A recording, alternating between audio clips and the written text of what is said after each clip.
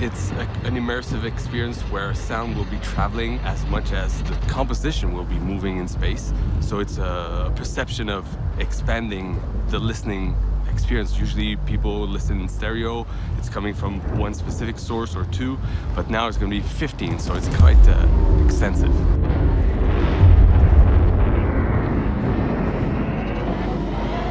It's been interesting to work with this 15-channel system, which I've never done in a linear context. It's interesting to figure out how that panning works and how things are going to propagate across all those speakers.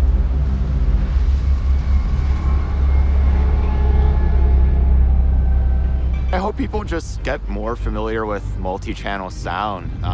It's something that is really exciting, that I'm really passionate about, so it's amazing that Rolling Riot is putting this on.